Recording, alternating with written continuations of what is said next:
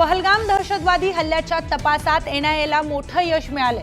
सूत्रांच्या माहितीनुसार अटक करण्यात आलेल्या OGW अर्थात ओव्हरग्राऊंड वर्कर कडून मिळालेल्या माहितीवरून मोठा खुलासा समोर आलाय। हल्ल्यापूर्वी दहशतवादी बैसरन व्हॅलीमध्ये उपस्थित होते, तसेच ते दहशतवादी 15 एप्रिलला पहलगामला पोहोचल्याचंही निदर्शनास आलंय। बैसरन सोबत आरू व्हॅली, अम्युजमेंट पार्क आणि बेताब व्हॅली या ठिकाणीही दहशतवाद्यांनी रेकी केली होती। या ठिकाणी हल्ला होणार होता, पण सुरक्षा यंत्रणांच्या सतर्कतेमुळे तो टळला अशी ही माहिती मिळते। सुमारे 20 OGW ओळखले गेले असून अनेकांना अटक करण्यात आली आहे। त्यापैकी 4 ओव्हर द ग्राउंड वर्कर्सनी पाकिस्तानी दहशतवाद्यांना मदत केल्याचं उघड झालंय। याशिवाय 3 सॅटेलाइट फोन वापरण्यात आल्याचेही पुरावे मिळालेत। त्यापैकी 2चे सिग्नल ट्रेस करण्यात यश मिळालंय। दुसरीकडे 2500 संशयितांपैकी 186 अजूनही पोलीस कोठडीत असून त्यांची कसून चौकशी सुरू आहे।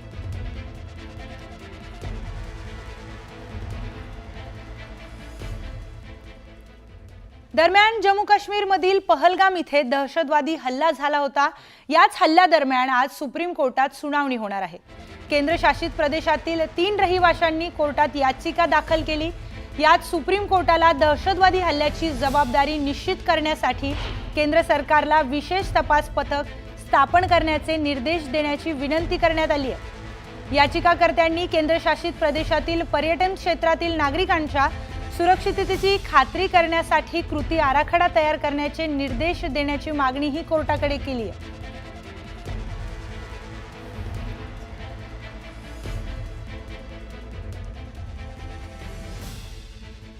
दरम्यान काश्मीरमधील पहलगाम इथे झालेल्या दहशतवादी हल्ल्याचा तपास एनआयए कडून वेगाने सुरू आहे। एनआयए प्रमुख सदानंद दाते हे पहलगाम इथे पोहोचलेत। या हल्ल्याचा सखोल तपास एनआयए कडून करण्यात येतोय। हल्लेखोर नेमके कुठून आले आणि त्यांना कुणी मदत केली याचा सखोल तपास केला जातोय।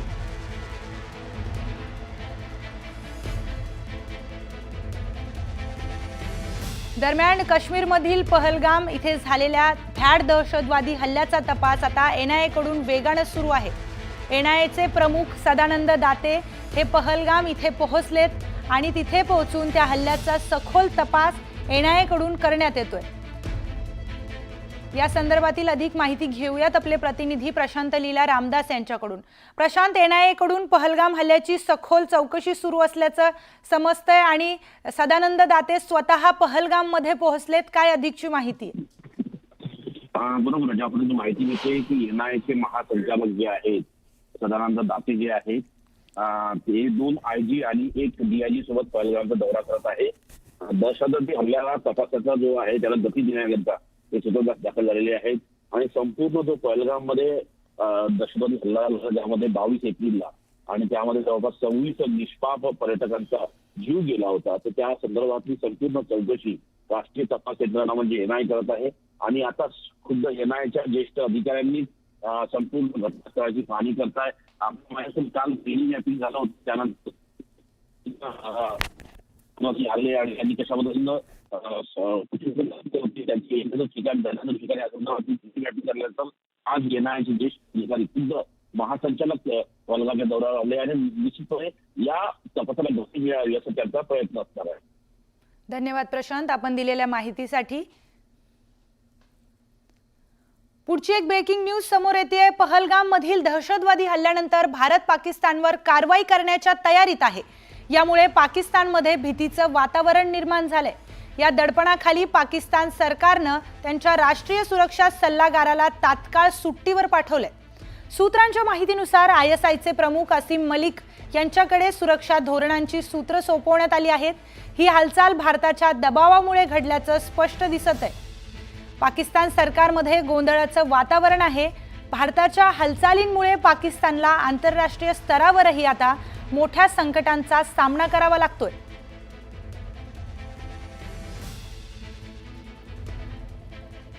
दरम्यान पहलगाम मधील हल्ल्याचा राष्ट्रीय तपास संस्थेकडून तपास सुरू आहे।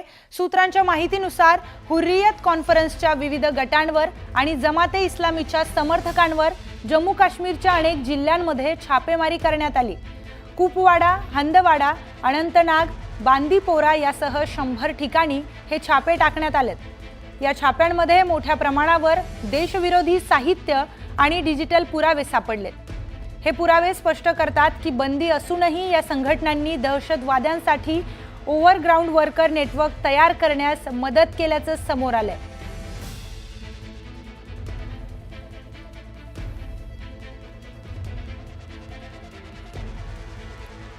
दरम्यान जम्मू काश्मीरमध्ये एनआयए कडून विविध ठिकाणी छापे टाकण्यात आलेत। कुपवाडा, अनंतनाग, पुलवामासह 100 ठिकाणी हे छापे टाकण्यात आलेत। हुर्रियत आणि जमाते इस्लामी समर्थकांवर कारवाई करण्यात येणार आहे। देशविरोधी साहित्य आणि डिजिटल पुरावे देखील जप्त करण्यात आलेत।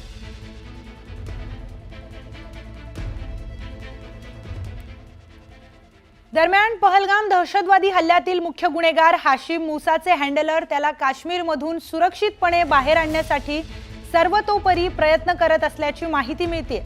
यासाठी ते त्यांच्या स्थानिक ओव्हर द ग्राउंड वर्कर मॉड्यूलला वापर करू शकतात। हाशिम आणि त्याचे साथीदार त्यांच्या हँडलरशी संपर्क साधण्याचा सतत प्रयत्न करत आहेत, अशी माहितीही सुरक्षा एजन्सीच्या सूत्रांकडून मिळाली आहे।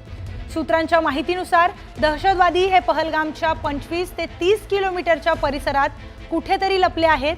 ते 2 वेगवेगळ्या गटांमध्ये विभागले गेले आहेत याची देखील माहिती मिळते आणि त्याच पार्श्वभूमीवर सुरक्षा दलांनी गुन्हेगारांना पकडण्यासाठी शोध मोहीम सुरू ठेवली आहे।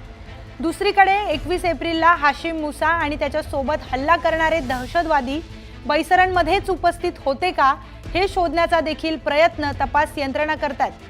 तसेच सूत्रांकडून मिळालेल्या माहितीनुसार लष्कर कमांडर फारूक अहमद टिडवा याने हाशिम मुसा आणि त्याच्या साथीदारांना जम्मू काश्मीरमध्ये सुरक्षितपणे घुसखोरी करण्यास मदत केल्याचीही माहिती समोर आली आहे।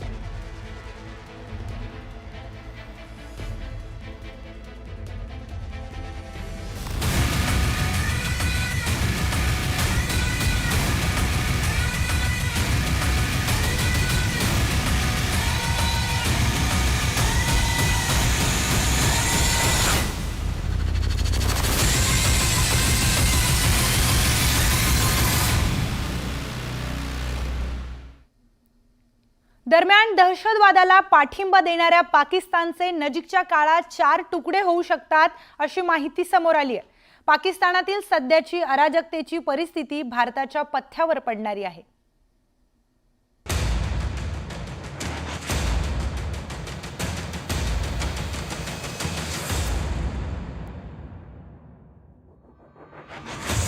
युद्धाच्या वल्गना करणारा पाकिस्तान अंतर्गत बंडाळीमुळे सध्या जर्जर झालाय।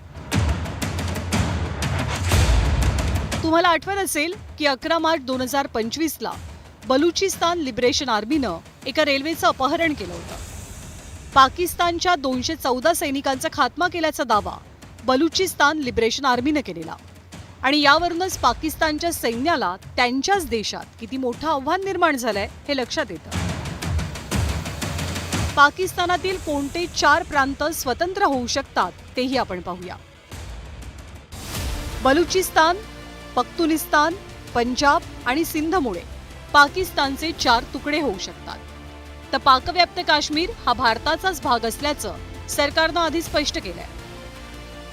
तर दुसरीकडे पाकिस्तानच्या सैन्याची अवस्था प्रचंड बिकट आहे। त्यांना बलुचिस्तानमध्ये सुद्धा प्रभाव दाखवता आलेला नाहीये आणि खैबर पख्तुनवा प्रांतातील सुमारे 60% भागातनं पोलीस आणि सैन्यानं माघार घेतली आहे। परिणामी उठाव होऊन पाकिस्तानातले 4 प्रांत स्वतंत्र होऊ शकतात।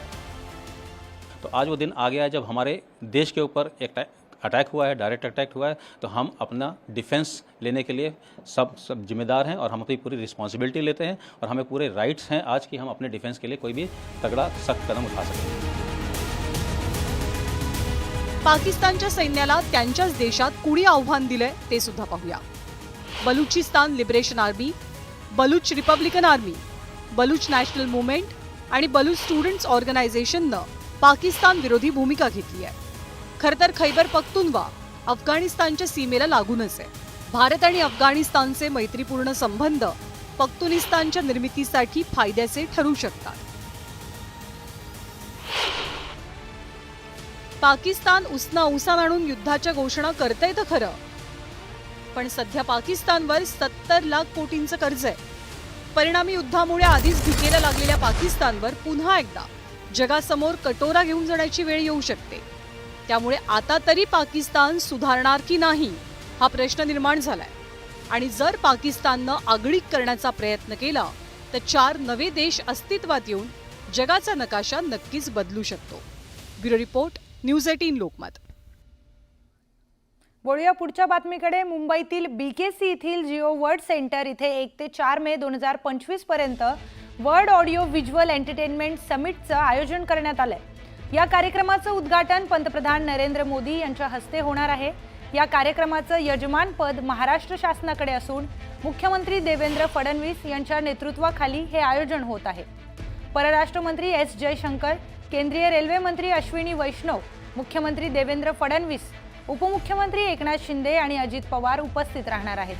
4 दिवसीय सोहळ्यात इथे विविध कार्यक्रम देखील असणार आहेत.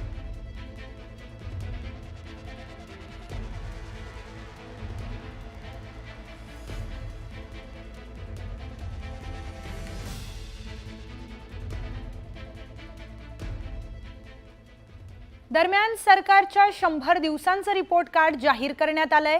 यामध्ये आदिती तटकरेंचा महिला बाल विकास विभाग सर्वोत्तम ठरलाय. आदिती तटकरेंच्या महिला बाल विकास विभागाला 80 गुण मिळालेत. सार्वजनिक बांधकाम विभागाला 77 गुण मिळाले असून माणिकराव कोकाटेंच्या कृषी विभाग 3ऱ्या क्रमांकावर आहे. 4थ्या क्रमांकावर ग्राम विकास खाता आहे तर 5व्या क्रमांकावर मंत्री सरनाईकांचं परिवहन विभाग आहे. मुख्यमंत्री देवेंद्र फडणवीस यांनी पदभार स्वीकारताच 100 दिवसांची कार्यालयीन सुधारणा मोहीम हाती घेतली होती. दरम्यान 100 दिवसांच्या कार्यालयीन सुधारणा कार्यक्रमाचं भारतीय गुणवत्ता परिषदेतर्फे अंतिम मूल्यमापन करण्यात आलं. यामध्ये भाजपचे 3 विभाग टॉप 5 मध्ये आहेत.